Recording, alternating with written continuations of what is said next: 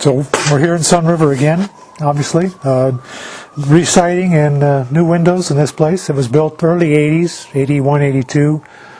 Had the old LP lap siding, which wasn't in real bad shape, but most of the lower boards were pretty deteriorated, you know, from the water splashing and stuff. But so we pulled all the siding off, demoed it all, and re-Tyvecking with drain wrap, and then new hardy plank lap siding.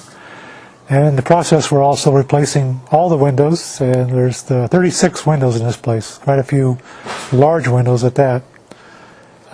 They're the old wood windows, and windows were in really bad shape, pretty rotted. The trim was pretty well gone. Most of the casings and the sills were in bad shape.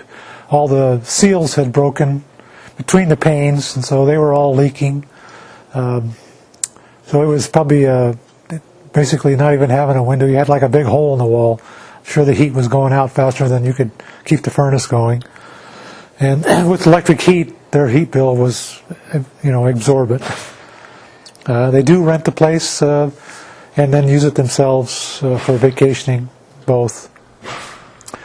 So part of the problems they had with the siding was not only was it the LP lap siding, but the flashing was inadequate, wasn't done properly, and so we rectified all that after we tore the old siding off.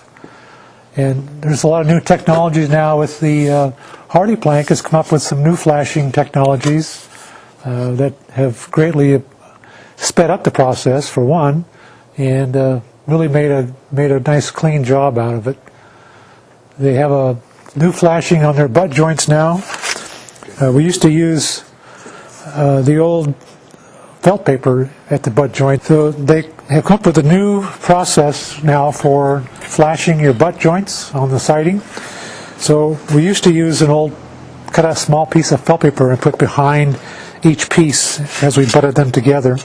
They now have a tin shingle with a lip on it, which makes it really simple. You put your first piece up, you slip this behind it, hanging on the top of the siding.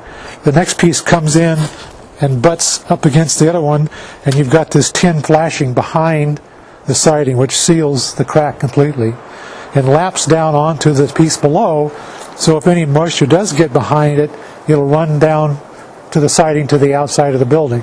On some of their products, their pre-finished painted siding, they require this to be used. On the prime siding, is what we're using, it's recommended. But we use it because we feel it's a better process, and actually it makes it a lot simpler and faster for installations. And what happens is this piece is actually underneath this piece onto the next piece below. So any water that gets in here is going to run down and come out on the top face of the siding and not behind the siding into the wall. The other thing I wanted to talk about just for a second is, and I don't know if I noticed that people installing the siding don't leave the siding spaced above deck and porch surfaces. If you read the installation instructions, they specifically require that be a 2-inch space between the top of the deck and the first row of siding, or the top of the porch, or the top of the concrete slab. Any hard surface area and the first row of siding should be the 2-inch space, and that's to allow air, for one, for drying, two, so that the siding is not sitting in soaking up water in the winter and sitting in the snow. So we always flash the surfaces of our decks with a 3x2 flashing, 3 inches up on the wall and 2 inches out, and then the siding comes down and laps over this an inch, which gives you your 2-inch spacing between the deck and the first row of siding. And I have not seen that done, but that is actually in the installation instructions. And the other thing people don't realize, if you do not follow their installation instructions, it could and very well would void your warranty. If you have a problem in the future, you may have a problem getting compensated if you didn't install it properly.